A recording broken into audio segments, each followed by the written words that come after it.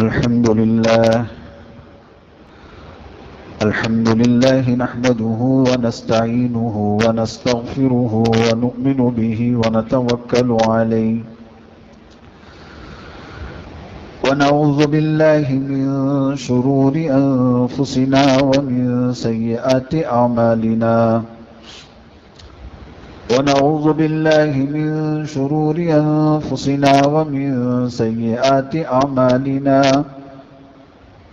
ونعوذ بالله من شرور أنفسنا ومن سيئات أعمالنا من يهد الله فلا مضل له ومن يضلل فلا هادي له ونشهد أن لا إله إلا الله وحده لا شريك له ونشهد أن سيدنا وسندنا ومولانا محمدا عبده ورسوله صلى الله تعالى عليه وعلى آله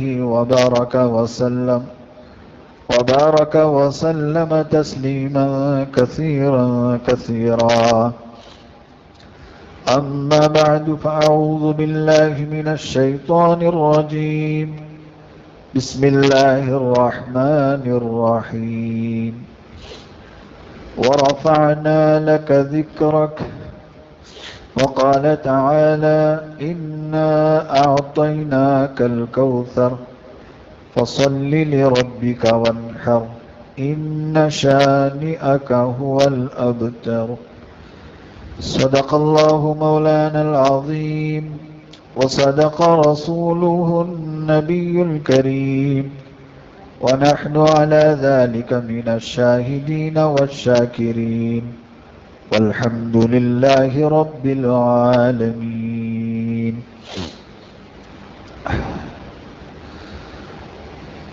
بزرگان محترم، حاضرین کرام، ربیع الاول کا مہینہ ختم ہونے کے بعد اس کے بعد والا چوتھا مہینہ ہے اسلامی ربیع الثانی. اس کی آج پہلی تاریخ ہے. ربیع الاول اور ربیع الثانی یہ دونوں مہینے ماشاءاللہ مسلمانوں کو یاد ہیں اس نسبت سے کہ ان مہینوں میں جگہ جگہ سیرت النبی کے جلسے ہوتے ہیں، سیرت النبی کے تذکرے ہوتے ہیں. حضور اقدس صلی اللہ علیہ وآلہ وسلم کی عقیدت میں، محبت میں بڑے بڑے عظیم الشان اجلاس ہوتے ہیں اور آپ علیہ الصلاۃ والسلام کے مذاکرے ہوتے ہیں جس سے مسلمانوں میں ایمان کی تازگی ہوتی ہے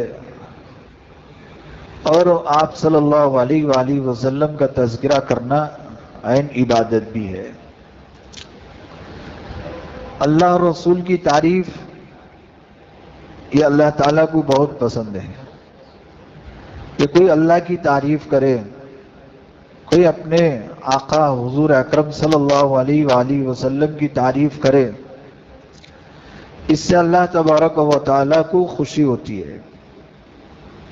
اسی وجہ سے حضور اکرم صلی اللہ علیہ وآلہ وسلم نے فرمایا دعا مانگنے سے پہلے اللہ تعالیٰ کی خوب تعریف کرو، حمد بیان کرو، اور دعا مانگنے سے پہلے اللہ کی تعریف کے بعد مجھ پر درود بھیجو. جس دعا سے پہلے اللہ رسول کی تعریف ہوتی ہے وہ دعائیں جلدی قبول ہوتی ہیں. اس لیے کہ دعاؤں سے پہلے اللہ رسول کا تذکرہ، اللہ تعالیٰ کی تعریف، جس سے اللہ تبارک و تعالیٰ خوش ہوتے ہیں اور بندے کی حاجت پوری کرتے ہیں. اس سے معلوم ہوا کہ اللہ اور رسول کی تعریف کرنا اللہ کو کتنا پسند ہے. اس کو عبادت قرار دیا اور اسی سے مسلمانوں کے دلوں میں اللہ اور رسول کی عظمت پیدا ہوتی ہے. مسلمان پہچانتا ہے کہ اللہ رسول کی کیا عظمت ہے، یہ کتنی عظیم ہستیاں ہیں. اللہ تبارک و تعالی جو ہمارے مالک ہیں، خالق ہیں، ہمارے پالنہار ہیں، پروردگار ہیں، اور نبی کریم صلی اللہ علیہ وآلہ وسلم جو ہمارے آقا ہیں، سردار ہیں، دونوں جہانوں میں ہمارے امام ہیں۔ آپ صلی اللہ علیہ وآلہ وسلم کی دعا پر، شفاعت پر ہمارے دنیا اور آخرت کے سینکڑوں مسائل حل ہونے والے ہیں، حل ہو رہے ہیں۔ تو یقیناً آپ صلی اللہ علیہ وآلہ وسلم کی تعریف بیان کرنے سے اللہ تعالیٰ خوش ہوتے ہیں، اور خود اللہ تعالیٰ نے قرآن مجید میں کئی جگہوں پر اپنے حبیب کی تعریف فرمائی، اپنے حبیب کی خوبیاں بیان فرمائی، اپنے محبوب کے کمالات بیان فرمائے، اپنے چہیتے کے اخلاق بیان فرمائے کہ یہ ہمارے نبی ہیں، آخری پیغمبر ہیں، امام المرسلین ہیں، مومنین کے سردار ہیں، اور سینکڑوں صفات سے اللہ تبارک و تعالیٰ نے قرآن مجید میں آپ کو یاد فرمایا اور آپ کی تعریف فرمائی۔ تو مسلمانوں کو بھی چاہیے کہ وہ اپنے آقا کی تعریف کریں، اپنے حضور کی خوبیاں اور کمالات بیان کریں، اس لیے کہ دونوں جہانوں میں آج تک اللہ کے نبی صلی اللہ علیہ وآلہ وسلم حضرت محمد رسول اللہ صلی اللہ علیہ وآلہ وسلم کے علاوہ کوئی ذات ایسی نہیں ہے جس کے اندر کمالات ہی کمالات ہوں، خوبیاں ہی خوبیاں ہوں۔ تمام صفات و کمالات کا جو جامع ہے وہ تنہا اللہ کی ذات ہے۔ مخلوقات کو تو فنا ہونا ہے، مخلوق تو کمزور ہے، لیکن ان تمام مخلوقات میں اشرف المخلوقات ہے انسان، بشر، اور ان تمام انسانوں میں، بشر میں افضل البشر ہے حضرت نبی کریم صلی اللہ علیہ وآلہ وسلم۔ اللہ کے بعد کوئی کمالات کا مالک ہے، کوئی صفات کا مالک ہے تو ہمارے اور آپ کے آقا حضرت نبی کریم صلی اللہ علیہ وآلہ وسلم کی ذات ہے کہ آپ کے اندر کوئی برائی، کوئی کمی یا کوئی عیب یا کسی قسم کا کوئی نقص نہیں نکال سکتے۔ یہاں تک کہ یہودیوں نے جو حضور اکرم صلی اللہ علیہ وسلم پر حسد کرتے تھے، آپ کے کٹر دشمن تھے، آپ کی برائیاں بیان کرنے پر تلے ہوئے تھے، اس کے باوجود بھی یہود خود آپ کی تعریف کرنے پر مجبور ہیں، آپ کی خوبی کو ماننے پر مجبور ہیں۔ وہ صرف آپ کی ذات کو نہیں جانتے، آپ کے صفات کو بھی جانتے ہیں۔ یہود آپ کے اخلاق کو بھی جانتے ہیں، آپ کے عادات کو بھی جانتے ہیں۔ یہی وجہ تھی کہ مشرکین مکہ کو وہ بار بار یہ سکھا کر بھیجتے تھے، یہ بتلا کر بھیجتے تھے کہ محمد کو جا کے ایسا پوچھنا، محمد کو جا کے یہ سوال کرنا، جواب دے دیں تو نبی ہے، نہیں دیں گے تو نبی نہیں ہے۔ تو یہود کو معلوم تھا کہ محمد الرسول اللہ صلی اللہ علیہ وآلہ وسلم کتنے خوبیوں کے مالک ہیں، کیسے کیسے کمالات کے مالک ہیں۔ اس لیے قرآن کہتا ہے یعرفونہ کما یعرفون ابناءہم، یہ یہود حضرت رسول اللہ صلی اللہ علیہ وسلم کو ایسا جانتے ہیں جیسا باپ اپنے بیٹے کو جانتا ہے، جیسا باپ اپنے بیٹے کو پہچانتا ہے، ایسے یہود اور نصارہ حضور اکرم صلی اللہ علیہ وسلم کو جانتے ہیں کہ وہ بھی آپ ہی کی اولاد میں سے ہیں۔ اللہ تبارک و تعالیٰ نے حضرت ابراہیم علیہ السلام کی اولاد میں سے آپ کو بھیجا، تو یہود بھی ابراہیم علیہ السلام کی اولاد میں سے ہیں۔ تو یعرفونہ کما یعرفون ابناءہم، جیسے وہ لوگ اپنے اولاد کو پہچانتے ہیں ایسے محمد الرسول اللہ کو بھی پہچانتے ہیں، آپ کے کمالات سے واقف ہیں۔ ایمان نہیں لائے، وجہ اس کی یہی تھی کہ وہ آپ پر حسد کرتے تھے، جلتے تھے۔ تو بہرحال حضور اکرم صلی اللہ علیہ وآلہ وسلم کی ذات تمام صفات و کمالات کا جامع ہے۔ کون سی خوبیاں آپ کے بیان کیے جائیں۔ ایک باغ ہوتا ہے جس میں رنگ برنگ کے پھول ہوتے ہیں، ہر قسم کے پھل ہوتے ہیں، تو دیکھنے والا سرشار ہو جاتا ہے اور اس میں اتنا گم ہو جاتا ہے، اسے خود سمجھ میں نہیں آتا کہ کون سے پھول کا انتخاب کروں، کون سے پھل کو چنوں، کہ ہر پھل خوبی والا ہے، ہر پھول کمال والا ہے، تو آپ کے صفات میں سے کون سی صفت کو بیان کروں؟ تو آدمی گم ہو جاتا ہے۔ تو یہ ہے حضور اکرم صلی اللہ علیہ وآلہ وسلم کے صفات و کمالات، ہر اعتبار سے، جسمانی اعتبار سے، روحانی اعتبار سے، جس لائن سے بھی دیکھا جائے، کامل البشر یا یوں کہو اکمل البشر کوئی ہے تو وہ رسول اللہ صلی اللہ علیہ وآلہ وسلم کی ذات ہے، ہر اعتبار سے سب سے افضل ہے، نبیوں کے امام ہیں، رسولوں کے رسول ہیں، فرشتوں کے رسول ہیں، ساری کائنات کے آپ نبی ہیں، ذرات کے آپ نبی ہیں، نباتات کے آپ نبی ہیں، جماعتات کے آپ نبی ہیں، حیوانات کے آپ نبی ہیں، ہر اعتبار سے سب سے افضل انسان کو اللہ نے بنایا اور تمام انسانوں کا سردار ہے رسول اکرم صلی اللہ علیہ وسلم۔ آپ نے خود فرمایا انا سید ولد آدم یوم القیامہ، میں قیامت کے دن تمام اولاد آدم کا سردار ہوں، اور ایک جگہ فرمایا بعد میں نہیں، پہلے بھی میں ہی سردار ہوں، ابھی آدم نہیں بنائے گئے، میں اس وقت نبی تھا، کنت نبیا وآدم بین الماء والطین، آدم ابھی پانی میں تھے، ابھی آپ کی مٹی بنائی جا رہی تھی، آپ کا خمیر تیار کیا جا رہا تھا، اس وقت بھی میں نبی تھا۔ آدم علیہ السلام کے پیدا ہونے سے ہزاروں سال پہلے آپ نبی ہیں، عرش پر اللہ کے ساتھ آپ کا نام لکھا ہوا تھا، محمد الرسول اللہ، وہی ذات ہے۔ تو پہلے بھی آپ سردار ہیں، جب آئے تب بھی آپ سردار ہیں، جب گئے تب بھی آپ سردار ہیں، جب دنیا فنا ہو جائے گی دوبارہ قائم ہوگی تب بھی آپ سردار ہیں۔ جنت والے جنت میں چلے جائیں گے، سارے جنتیوں کے بھی آپ سردار ہیں۔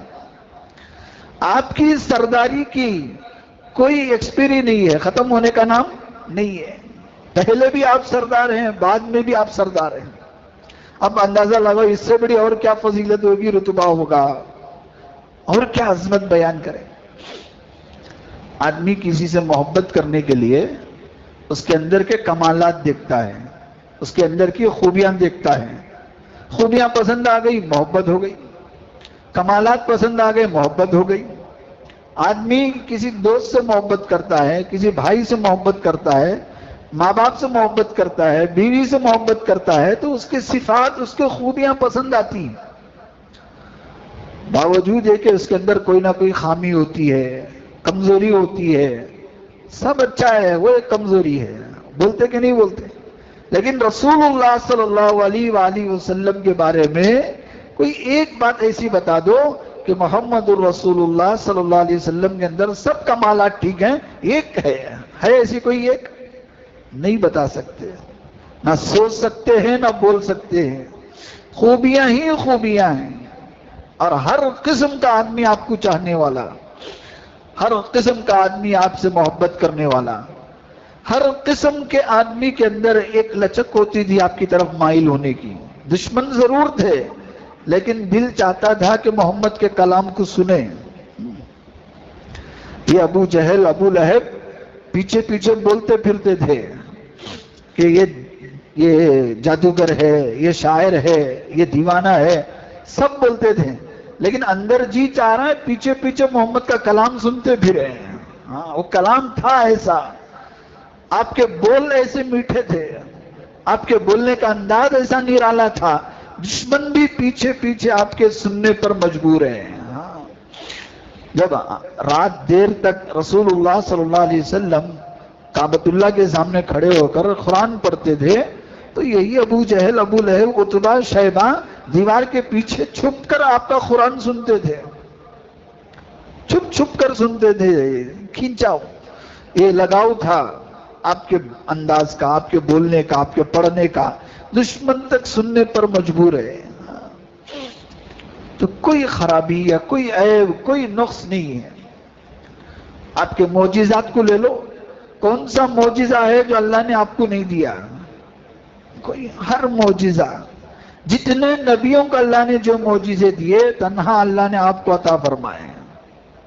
شیخ سعدی کہتے ہیں حسن یوسف دم عیسیٰ ید بیضا داری، حسن یوسف دم عیسیٰ ید بیضا داری، آنچے خوبا ہما دارن تو تنہا داری۔ یہ جتنے خوبیاں تمام کمالات نبیوں میں تھے آپ تنہا آپ کے اندر پائے جاتے تھے، ساری خوبیاں سارے کمالات آپ کے اندر موجود ہیں۔ اب بتاؤ کون سی بات رہ گئی جو نبی پاک صلی اللہ علیہ وسلم کی محبت میں دیوار بنی ہوئی ہو، آڑ بنی ہوئی ہو؟ کون سی وجہ ہے جس کی وجہ سے آج ہمیں وہ حضور کے صفات اپنانے میں مجبور کر رہے ہیں؟ پھر بھی نہیں کر رہے ہیں۔ آپ کا چہرہ ہمیں پسند نہیں ہے، آپ کا لباس ہمیں پسند نہیں ہے، آپ کے طور طریقے ہمیں پسند نہیں ہیں، کھانے پینے میں، اٹھنے بیٹھنے میں، لیٹنے میں، جی شادی بیاہ میں، ہمارے خوشیوں میں، غموں میں آپ کا طریقہ ہمیں پسند نہیں ہے، تو آخر کیا وجہ ہے محبت کے جھوٹے دعوے کرنے کی؟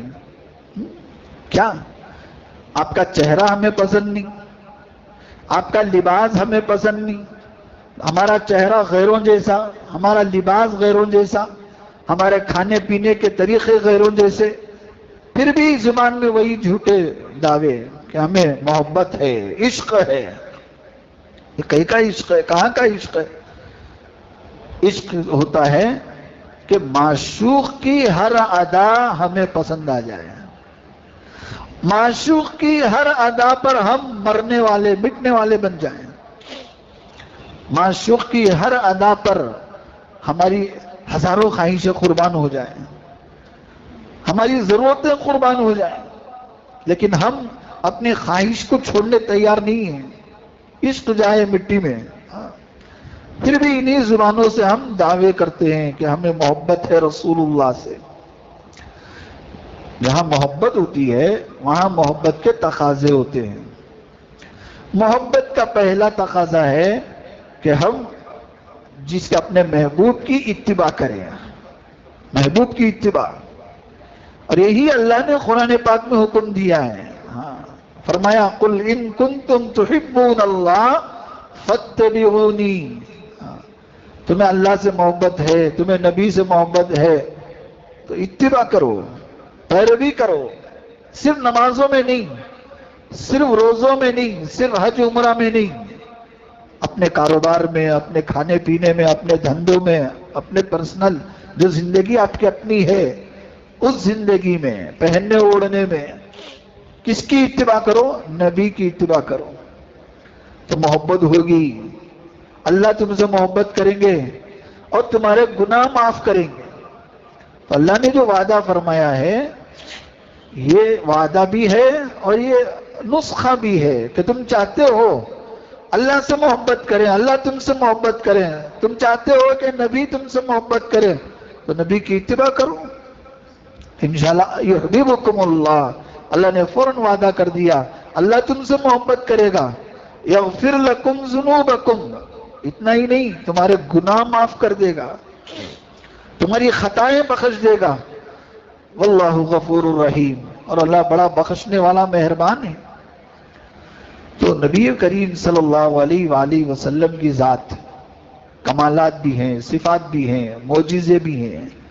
آپ اللہ کے حکم سے جو لوگ چاہتے تھے وہ آپ اللہ نے حکم دیا تو کر کے دکھایا، جو ضرورت بھی نہیں تھی وہ بھی کر کے دکھایا۔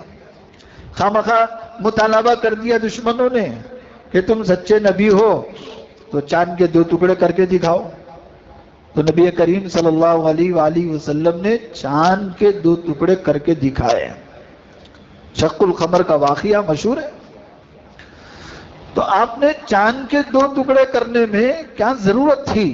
نہ ان کو فائدہ ہوا نہ ان کو فائدہ ہوا، سے کوئی لینا دینا نہیں ہے، بلکہ یہ لوگ سمجھتے تھے کہ چاند کے ٹکڑے ہونا ناممکن ہے اور یہ نہیں کر سکتے، اور معجزہ ہے ہی ایسی چیز کہ جو بشر مخلوق نہیں کر سکتے وہ اللہ کے حکم سے کر کے دکھائے، وہ بھی اپنی طاقت سے نہیں کرتے، اللہ کے حکم سے، اللہ اپنی قدرت سے اسے ٹکڑے کرتا ہے، ظاہر کرتا ہے ان کے ہاتھوں سے۔ معجزات اور کرامات بندوں سے ظاہر ہوتے ہیں، لیکن کرتے کون ہیں؟ اللہ ہی کرتے ہیں، بندے نہیں کرتے، بندوں سے ظاہر ہوتے ہیں، ورنہ مخلوق کے اندر وہ طاقت نہیں کہ مخلوق میں تصرف کرے۔ یہ ساری مخلوقات یکساں ہیں، تصرف کرنے کا جو اختیار ہے وہ خالق کو ہے، خالق کے علاوہ کسی اور کے اندر نہیں ہے۔ تو کائنات کی ساری چیزوں کا پیدا کرنے والا تنہا اللہ ہے۔ ہم بولتے ہیں نا اللہ وحدہ لا شریک لہ، اس کا کوئی شریک نہیں، پارٹنر نہیں، کا مطلب کیا؟ کائنات میں سب اس کے مخلوق ہے، دوسرا کوئی خالق نہیں ہے، وہ تنہا خالق ہے، دوسرا کوئی مالک نہیں ہے، وہ تنہا مالک ہے، لہ الملک، اسی کے لیے بادشاہت ہے، وہی مالک ہے، دوسرا کوئی مالک نہیں ہے۔ ملکیت میں، اختیار میں، قبضہ قدرت میں اللہ اکیلا ہے، اس کا کوئی شریک نہیں ہے۔ یہی مطلب ہے کہ اللہ کے ذات اور صفات میں اکیلا ہونا۔ ہم کلمہ پڑھتے ہیں لا الہ الا اللہ وحدہ لا شریک لہ، اللہ کے سوا کوئی معبود نہیں، وہ اکیلا ہے، اس کا کوئی شریک نہیں، کوئی شریک نہیں۔ کبھی بسا اوقات کیا ہوتا ہے اللہ تبارک و تعالیٰ کسی نبی کے اندر، ولی کے اندر، کسی برگزیدہ بندے کے اندر وہ ظاہر کرنے کی قوت دیتے ہیں، وہ ظاہر کرتے ہیں، یہی کرامات و معجزے ہیں۔ تو رسول اللہ صلی اللہ علیہ وآلہ وسلم کو اللہ نے بے شمار معجزے عطا فرمائے، چھوٹے بڑے سینکڑوں معجزے، 3000 سے زائد معجزے اللہ نے رسول اللہ صلی اللہ علیہ وسلم کو عطا فرمائے، اور ہر معجزے کے اندر کوئی نہ کوئی سبق ہے، اور وہاں اللہ کی قدرت ظاہر ہو رہی ہے، وہاں اپنی قدرت ظاہر نہیں کی، اللہ کی قدرت ظاہر کی۔ تو بندہ چاہتا ہے کہ روزی میں برکت ہو، روزی روٹی میں برکت کیسے ہوگی؟ اللہ کے چاہنے سے ہوگی، ہمارے چاہنے سے نہیں ہوگی۔ بس اللہ نے ہمارے ہاتھوں اختیار دیا کہ تم نبی کی پیروی کرو، نبی کے طریقے پر چلو، نبی کا کہنا مانو، روزی میں برکت ہم دیں گے۔ شرط ہے نبی کا حکم ماننا، نبی کا حکم۔ ایک معجزہ ہے نبی کریم صلی اللہ علیہ وسلم کا، کہنے کو تو واقعہ تو معجزے کا ہے، لیکن اس میں سبق یہی ہے کہ یہاں نبی کا حکم مانا تو اللہ نے برکت دی، اللہ کا حکم نہیں مانتے تو وہاں برکت نہیں ہوتی۔ حضرت ابو ہریرہ رضی اللہ تعالیٰ عنہ بیان فرماتے ہیں کہ ایک بار مجھے بھوک ستانے لگی، اتنی شدت سے بھوک آئی کہ مجھے مرگی جیسا لگنے لگا، جیسا فکس آ گیا مجھے، میں زمین میں پڑا ہوا ہوں، ایسے بیچ راستے پر پڑا ہوا ہوں، ہر کوئی وہاں سے گزر رہا ہے، اتنی شدت کی بھوک مجھے ستا رہی تھی۔ تو ہر آنے جانے والے کو میں بلا رہا تھا تاکہ وہ میری حالت کو سمجھے اور مجھے کھانے کا انتظام کر دیں۔ ابو بکر جا رہے ہیں، ابو بکر کو میں نے کھڑا کیا، بولا ابو بکر یہ آیت کا مطلب کیا ہے؟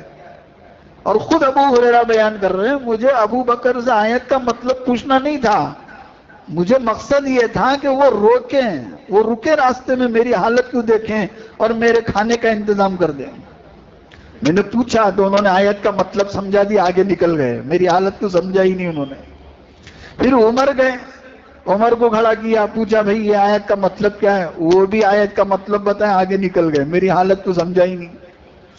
پھر اس کے بعد نبی کریم صلی اللہ علیہ وآلہ وسلم کا وہاں سے گزر ہوا، میں نے آپ کو روکا، قربان جائیں آقا پر، آپ نے بھانپ لیا ہے کہ ابو ہریرہ کیا چاہ رہا ہے۔ فرمایا ابو ہریرہ میرے ساتھ آؤ، آپ کو ساتھ لیے اپنے گھر لے کر گئے۔ تو گھر میں داخل ہوا، جا کے دیکھا کہ ایک پیالہ دودھ کا رکھا ہوا ہے، پوچھا یہ دودھ کہاں سے آیا؟ گھر والوں نے بتایا کسی آدمی نے یا عورت نے آپ کو ہدیہ بھیجا ہے، صدقہ بھیجا ہے۔ تو حضور اکرم صلی اللہ علیہ وآلہ وسلم صدقہ استعمال نہیں کرتے تھے۔ اس زمانے میں مسجد نبوی میں ایک جماعت رہتی تھی، اصحاب صفہ ہم کو کہتے تھے۔ مدینے میں ایک مسجد نبوی کے باہر ایک چبوترا ہوتا تھا، اسے صفہ کہتے تھے۔ وہاں کچھ لوگ دین سیکھنے کے لیے آتے تھے، ان کا وہاں کوئی سہارا نہیں تھا، کچھ آ جاتا حضور اکرم صلی اللہ علیہ وسلم ان کے یہاں بھیج دیتے، وہ کھا لیتے، نہیں تو کچھ نہیں. جیسا کہتے ہیں مل گیا تو روزی، نہیں ملا تو روزہ. وہ حالت تھی ان کے اصحاب صفہ کی. تو یہ دودھ کا پیالہ رکھا ہوا تھا. ابو ہریرہ رضی اللہ تعالیٰ عنہ بیان کرتے ہیں پیالہ دیکھتے ہی میرا جی خوش ہو گیا. تو بھئی چلو کھانے پینے کا انتظام ہو گیا. لیکن رسول اللہ صلی اللہ علیہ وسلم نے حکم دیا ابو ہریرہ جاؤ اصحاب صفہ کو لے کر آؤ. اب مجھے سر چکرانے لگا. وہاں تو 60-70 آدمی ہیں، ایک پیالہ دودھ 60-70 آدمی کو لانے کہہ رہے ہیں. لیکن نبی کا حکم تھا نا، یہی چیز میں آپ کو سمجھانا چاہ رہا ہوں. برکت کہاں ہوتی ہے؟ حکم کے ماننے پر. اب ابو ہریرہ رضی اللہ تعالیٰ عنہ کچھ نہیں کہے، سیدھا گئے اصحاب صفہ کو بلا کر لائے. ہمارے جیسے آپ جیسے ہوتے تو بولتے حضرت پہلے ہمیں تمہیں پی لیں گے، بچا تو بعد میں بلا لیں گے، کیا کرنے کا ہے، ایسے ہوشیاری کے کام کرتے ہیں. لیکن وہاں کیا ہے؟ حکم ماننا، حکم پر چلنا، تب برکت ہوگی. وہاں چالاکیاں نہیں چلے گی، اپنی ہوشیاریاں نہیں چلے گی. ہم کیا سوچتے ہیں کاروبار میں، بزنس میں جتنی ہوشیاری ہو سکے، جتنی چالاکی ہو سکے اپنے بس میں وہ کر لیں گے. پھر بعد میں امام صاحب سے بولیں گے حضرت دعا کرو برکت کی. پہلے تمہارے چالاکیاں تو چھوڑو، تمہارے جو ڈیڑھ ہوشیاریاں ہیں وہ تو چھوڑو.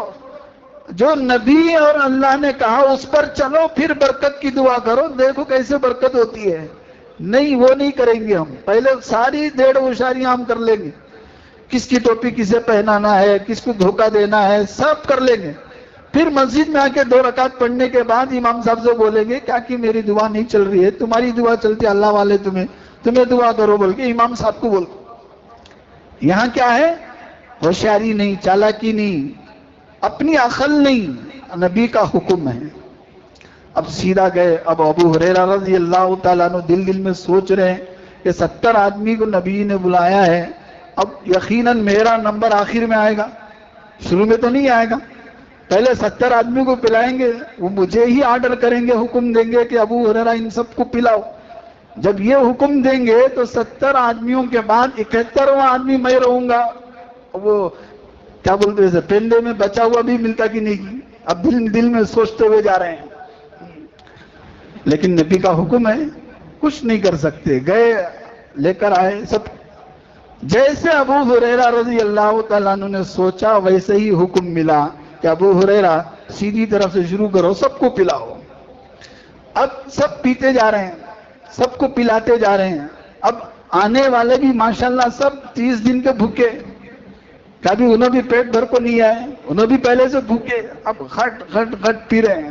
اب انہوں سوچ رہے ہیں ذرا بچا بازو والا بھی ہے، انہیں بھی پینا، میں بھی پینا، نہیں سب گھٹ گھٹ پی رہے ہیں. پورے 70 آدمیوں نے دودھ پیا. پھر اس کے بعد رسول اللہ صلی اللہ علیہ وسلم نے پوچھا ابو ہریرہ اور کوئی باقی ہے؟ تو جھٹ سے میں نے کہا یا رسول اللہ میں اور آپ باقی ہیں. کوئی باقی نہیں ہے، سب پی لیا، آپ کو نہیں باقی نہیں، میرا نمبر ہے، آپ کا نمبر ہے بس. تو رسول اللہ صلی اللہ علیہ وسلم نے حکم دیا ابو ہریرہ آپ تم پیو. تو میں پیتا گیا، پیٹ بھر کے پی لیا. میں نے جب پیالہ منہ سے نکالا رسول اللہ صلی اللہ علیہ وسلم نے دوبارہ حکم کیا اشرب، اور پی اور پی، اور پیتا گیا، سیر ہو گیا، جی بھر کے پیا. پھر بھی نبی کا حکم ہو رہا اور پی اور پی. پھر میں نے جب پیالہ منہ سے نکال کر دیکھا پہلے جتنا تھا ابھی بھی اتنا ہی تھا، کوئی کمی نہیں آئی. اتنی برکت کہاں آئی؟ جب نبی کا حکم پورا ہونے لگا. تو یہی قانون ہے اللہ کا، یہی سنت ہے اللہ کی. جہاں نبی کی اتباع ہوگی، پیروی ہوگی، وہیں برکت ہوگی. کہ کسی کے دعا کر لینے سے تھوڑی برکت ملے گی، کسی کے بول دینے سے تھوڑی برکت ملے گی. یقیناً بزرگوں کی دعاؤں میں تاثیر ہوتی ہے، یقیناً بزرگان دین مستجاب الدعوات ہوتے ہیں. لیکن یہ وعدہ کہاں ہے کہ میں نبی کا نافرمان بن جاؤں، اللہ کا نافرمان بن جاؤں اور ان کی دعائیں میری حق میں قبول ہو؟ ایسا کوئی وعدہ کہیں بھی نہ نبی نے فرمایا نہ اللہ نے فرمایا. حدیث میں تو یہاں تک کا تذکرہ ہے جو آدمی بے نمازی ہوتا ہے اس کا بزرگوں کی دعاؤں میں کوئی حق نہیں رہتا. لاکھ بزرگان دین نبی بھی دعا کر لے اس کے حق میں دعا قبول نہیں ہوگی جو نافرمان ہے، بے نمازی ہے۔ اس سے پتا چلتا ہے جو اللہ رسول کی نافرمانی کرتا ہے اس کو اللہ والوں کی دعاؤں کا کوئی فائدہ نہیں ہوتا، کوئی فائدہ نہیں۔ دعائیں ہمارے حق میں قبول نہیں ہوتی۔ ہم چاہتے ہیں کہ اللہ والوں کی دعاؤں میں، نبی کی دعاؤں میں، اور وہ جو نصیب ہے ہمیں بھی ملے، تو یہ شرط ہے کہ ہم نبی کی پیروی کریں، نبی کی اتباع کریں۔ یہ قانون ہے اللہ کا۔ قوانین بہت ہیں لیکن پہلا قانون ایمان والے کے لیے یہ ہے کہ وہ نبی کی اتباع کرے۔ نبی، یہ حق ہے۔ 3 بڑے حقوق ہمارے بڑوں نے فرمائے ہیں نبی کے بارے میں۔ حضور اکرم صلی اللہ علیہ وآلہ وسلم کی ذات کے بارے میں ہر مسلمان پر 3 حقوق واجب ہیں، فرض ہیں، یہ پورا کرنا ہوگا۔ پہلا حق کیا ہے؟ آپ کی عظمت کرنا، آپ کی تعظیم کرنا کہ اتنے کمالات کے مالک ہیں، آپ کے ذات کے برابر کوئی دوسرا نہیں ہے انسانوں میں، بشر میں۔ آپ کے کمالات اونچے ہیں، آپ کے اخلاق اونچے ہیں، آپ کے کردار اونچے ہیں، آپ کا جو کیریکٹر ہے وہ بہت اونچا ہے، اس سے اونچا دنیا کا کوئی اور کیریکٹر نہیں ہے۔ آپ سے عظمت والا اسٹائل کوئی دوسرا نہیں ہے، آپ سے اچھا اور کوئی نمونہ کوئی دوسرا نہیں ہے۔ یہ ہے عظمت، سب سے بڑی عظمت والی ذات ہے نبی پاک صلی اللہ علیہ وسلم۔ تو یہ پہلا حق ہے کہ ہر مسلمان نبی کی عظمت کرے۔ دوسرا حق ہے کہ نبی سے محبت کریں۔ جب اتنے کمالات کے مالک ہے، جی خود چاہے گا کہ آپ سے محبت کریں، اور محبت خود آداب محبت سکھا دیتی ہے۔ جب محبت سچی ہو، پکی ہو، سب کرنا آسان ہو جاتا ہے۔ اور تیسرا ہے نبی کی اتباع کرے، نبی کی پیروی کرے، نبی کی عظمت کرنا، نبی سے محبت کرنا اور نبی کی اتباع کرنا، یہ ہر مسلمان پر ضروری حق ہے۔ اس کے بارے میں سوال ہوگا، اس لیے کہ اللہ تبارک و تعالیٰ نے آپ کو بھیجا ہی اس لیے، نبیوں سے عہد لیا، تمہارے درمیان ہمارے یہ آقا نبی آئے، ہمارے محبوب آئے، تو لَتُؤْمِنُنَّ بِهِ، تم ان پر ایمان لاؤ، وَلَتَنْصُرُنَّ بِهِ، تو ان کی مدد کرو۔ پھر آگے جہاں فرمایا تُوَقِّرُوهُ، آپ ان کی عظمت کرنا، ان کی تعظیم کرنا، ان کا احترام کرنا، یہ سب نبیوں سے اللہ نے عہد لیا۔ 2 طرح کے عہد ہیں، ایک عہد اللہ نے تمام روحوں سے لیا اپنی ذات کے بارے میں، ذات ربوبیت، میں تمہارا رب ہوں کہ نہیں ہوں، تو سب نے ایک آواز کہا یا اللہ آپ ہی ہمارے رب ہیں، آپ ہی ہمارے پروردگار ہیں۔ اور ایک دوسرا ہے جو نبیوں سے اللہ نے لیا کہ تمہارے درمیان ایک آخری نبی آنے والے ہیں، ان کا نام محمد ہوگا، دوسرا نام احمد ہوگا، جب وہ آئیں تو ان پر ایمان لانا، وہ آئیں گے ان پر ایمان لاؤ، ان کی عظمت کرو، ان کی توقیر کرو، احترام کرو، اور اپنی امت کو بتاؤ کہ آخری نبی آنے والے ہیں، خوشخبری سناؤ۔ یہی وجہ تھی کہ حضرت ابراہیم علیہ السلام نے دعا فرمائی کہ یا اللہ وہ اتنے جو بڑے عظیم نبی ہیں وہ میری اولاد میں سے بھیج، میری اولاد میں سے۔ آپ جب مکہ آباد کیا تھا، اسماعیل اور ہاجرہ کو چھوڑ کر گئے، جو مشہور واقعہ ہے، انہی سے جو ہے مکہ آباد ہوا۔ قرآن میں اللہ نے اسے ام القریٰ کہا، یہ بستیوں کی ماں ہے مکہ۔ تو واپس جاتے ہوئے ابراہیم علیہ السلام نے دعا فرمائی کہ یا اللہ یہاں ایک نبی بھیج۔ وہ کون سے نبی ہیں؟ وہی آخری نبی ہیں، آپ نے دعا فرمائی، اور ہر نبی نے آپ کے آنے کی خوشخبری سنائی، یہاں تک کہ آخری نبی، آپ کے آنے سے پہلے کے جو نبی تھے حضرت عیسیٰ علیہ السلام، انہوں نے خوشخبری سنائی۔ وَمُبَشِّرًا بِرَسُولٍ يَأْتِي مِن بَعْدِي اسْمُهُ احمد، میرے بعد ایک نبی آنے والے ہیں، میں ان کی خوشخبری سناتا ہوں، ان کا نام احمد ہوگا۔ یہ عیسیٰ علیہ السلام نے خوشخبری سنائی۔ اور رسول اللہ صلی اللہ علیہ وسلم نے خود فرمایا انا دعوت ابراہیم و بشرا عیسیٰ، میں ابراہیم کی دعا ہوں اور عیسیٰ کی خوشخبری ہوں۔ عیسیٰ نے خوشخبری دی میرے آنے سے پہلے، اور ہر نبی نے خوشخبری دی۔ تو جب نبیوں سے اللہ نے عہد لیا ہے تو میرے اور آپ کے ساتھ بھی عہد باقی ہے کہ ہم نبی سے، نبی کی عظمت کریں، نبی سے محبت کریں اور نبی کی اتباع کریں۔ نبی کی اتباع سے ہٹ کر کسی نے جنت کا راستہ نہیں دیکھا، کسی نے۔ خلاف پیمبر کسیرا گزید، یہ شیخ سعدی نے کہا کہ نبی کے برخلاف کوئی آدمی راستہ چلتا ہے، نبی کا راستہ چھوڑ کر کسی اور راستے پر چلتا ہے، چاہے وہ کتنا ہی ٹیکنالوجی والا ہو، کتنا ہی ایڈوانس ہو، کتنا ہی ترقی یافتہ ہو، لیکن راستہ نبی کا نہیں ہے، دوسرے کا ہے، یہود کا ہے، نصارہ کا ہے، عیسائی کا ہے، پتہ نہیں کس کا ہے، لیکن نبی کا نہیں ہے۔ ہرگز بمنزل نہ خواہد رسید، شیخ سعدی نے کہا نبی کے راستے سے ہٹ کر جس راستے پر بھی جو چلے گا وہ ہرگز جنت نہیں جائے گا۔ جنت جانا ہے، کامیابی آنی ہے، آپ سرخرو ہونا ہے، دنیا اور آخرت میں خوش رہنا ہے، اور میدان محشر میں اللہ کو راضی کرنا ہے۔ ایک راستہ ہے، وہ نبی والا راستہ ہے۔ اس راستے سے ہٹ کر دنیا میں آج موجودہ جتنے راستے ہیں سب ادھورے ہیں، سب ادھورے ہیں۔ ایک وقت تک جائیں گے وہاں آپ کو جی کہیں کا نہیں چھوڑیں گے، نہ ادھر کے رہیں گے نہ ادھر کے رہیں گے، وہاں جا کے بھٹک جائیں گے۔ جیسے جنگل کے راستے ہوتے ہیں، وہ جنگل کے راستے دیکھنے میں اچھے نظر آتے ہیں، چلتے چلتے کیا ہوتا ہے ایک کھنڈر میں آ کے رک جاتا ہے، ایک بڑی وادی میں آ کے رک جاتا ہے جہاں جنگلی جانور بستے ہیں، موذی جانور بستے ہیں، پھر وہاں سے واپس آنے کا کوئی راستہ نہیں۔ تو یہ سارے راستے اسی کے مانند ہیں۔ اگر کوئی ایک راستہ ہے جو سیدھے جنت کو لے جاتا ہے، وہ حضرت محمد الرسول اللہ صلی اللہ علیہ وآلہ وسلم کا راستہ ہے، جو دیکھنے میں اتنا نظر اچھا نہ معلوم نہیں ہو رہا ہے، پسند نہیں آ رہا ہے، یا کہ جی قبول نہیں کر رہا ہے، وہ سب ہے لیکن اسی پر چلو۔ نماز میں جی نہیں لگ رہا ہے لیکن پڑھو، یہی راستہ ہے۔ قرآن پڑھنے جی نہیں لگ رہا ہے لیکن پڑھو، یہی راستہ ہے۔ درود پڑھنے اتنا جی نہیں لگ رہا ہے لیکن کرو، درود پڑھو، یہی راستہ ہے۔ جی لباس سنت کا پہننے میں جی نہیں چاہ رہا ہے لیکن وہی پہنو، یہی راستہ ہے جنت کا۔ کھانے پینے میں نبی کا طریقے میں اتنا جی نہیں لگ رہا لیکن اسی طریقے میں کھاؤ، یہی جنت کا راستہ ہے۔